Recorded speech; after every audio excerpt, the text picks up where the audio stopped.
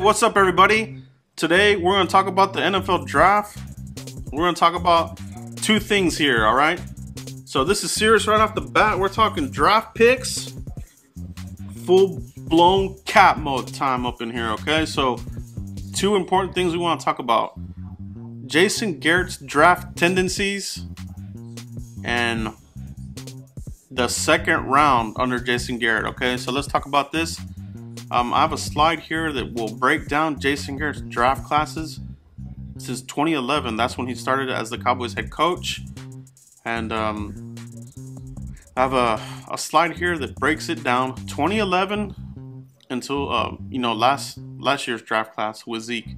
So I break it down by conference, Big 10, Big 12, SEC, ACC, and some of the other ones, the MAC, independent, mid-valley, that kind of thing, the MAC. So let's look at the slide here and I'll tell you what I'm talking about. All right, so if you look at the slide here, all right, on the left side I have the offensive draft tendencies, and on the right side I have the defensive draft tendencies. All right, so I broke down all the numbers. On offense, Garrett has used 21 picks. On defense, Garrett has used 27 picks. All right. Average round taken offensively 4.3 versus defense 4.4. So that means the Cowboys they're using more of their draft capital on offensive players in earlier rounds. That's what these numbers represent. Defensively, they're using their draft picks on lower round guys. All right, and the correlation kind of shows you where the defense is at right now. No playmakers. No big time leaders, just a bunch of rotational guys. I mean, they're getting it done. The defense wasn't that bad last year, but when you get to the playoffs, you gotta get to people. All right, that's where the defense. You gotta have a championship caliber defense. The old adage, defenses win championships. It is true. Okay, you gotta have something decent there. Somebody to put pressure and get in the quarterback's face. Aaron Rodgers has burnt us twice already, okay? Gimpy in 2014, he beat us.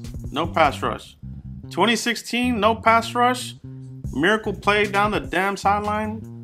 We knocked us out of the playoffs, all right? So if we had guys that could flush them out, sack him, beat him up, all that kind of thing, we'd be in business. And that's all we need.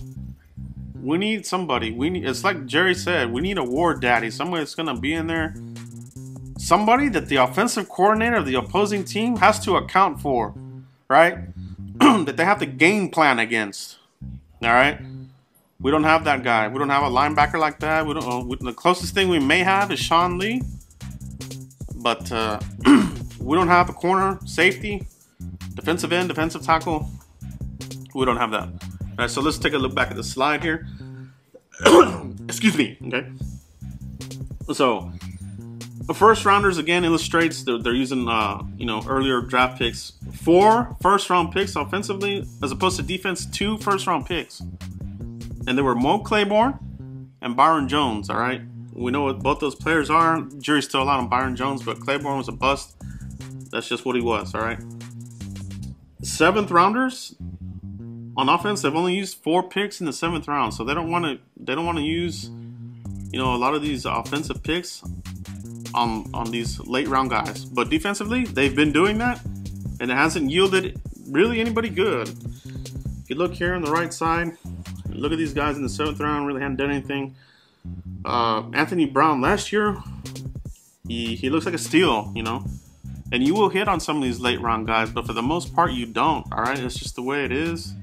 Every once in a while, you will hit on a late round guy, but more often than not, you won't. All right. So offensively, the Jason Garrett likes to draft from the Big 12, right? So that's what we know from this slide here. Defensively, Garrett prefers Big 10 players. All right.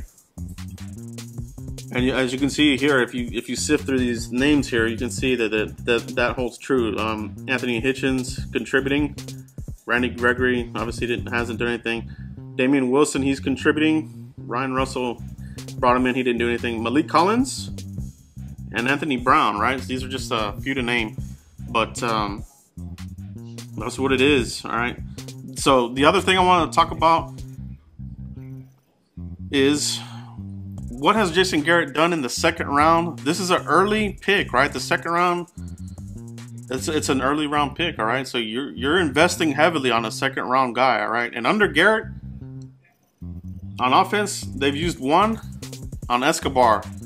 This was an experiment. They wanted to do a 2 tight end set, 13. They didn't do it. They didn't. Nothing came of it. They wanted to, be the Patriots. They got burned on it. He couldn't run block, and he never really picked up on run blocking, right? On defense, they rolled the dice on every single one of these guys as well. Bruce Carter redshirted with the ACL. He didn't play, and then that was it. They got some out of him, but for the most part, he never was the guy they wanted in the second round. He contributed, but he had his moments where he couldn't, where he got benched, this and that. I mean, it just wasn't good, okay? And the other guys that we used a second round pick, DeMarcus Lawrence had some off-field prior to the draft, and now here in the regular season, off-field issue, drug use, failed the test.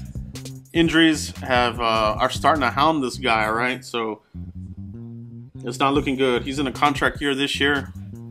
If he does something, by the way the Cowboys have been doing free agency, they'll probably let this guy walk. So the Cowboys have a lot of work to do on defense, all right? And the other guy that they rolled the dice, obviously, Randy Gregory, total bust. I mean, he's been a bust.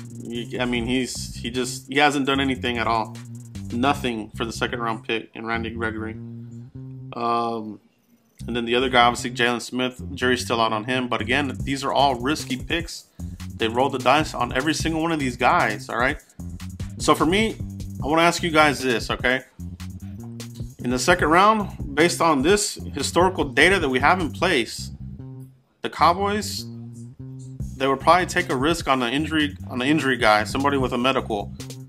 First guy that jumps off the page, Sidney Jones, would you do it? Second round pick, red shirt, would you use it on him? All right, the Cowboys, they probably would. And I'm going based on history here, they probably would. All right. Jake Butt's another guy. Redshirt him. He may come back here at the end of the year. It's on the 7th month injury here. So you might get him back, but is a second round too rich for him?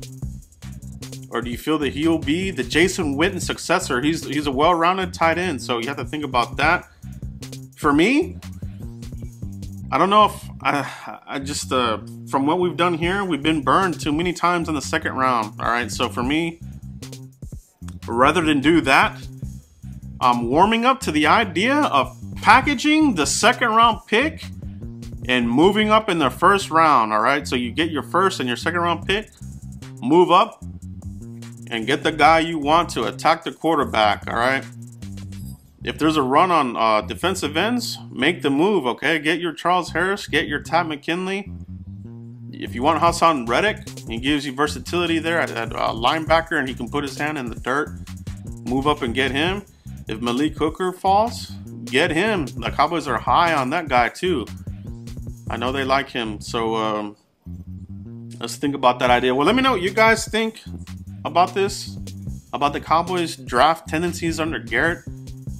And let me know what you guys think about the second round. What should the Cowboys do? Should they do what they've been doing and roll the dice on somebody with a medical like Jake Butt or Sidney Jones? Or should they consider what I'm talking about, packaging that second round pick and moving up in the first round to get your guy, okay? Let me know what you guys think. Please like and subscribe to the channel, and we'll see you for the next video. Thanks, guys.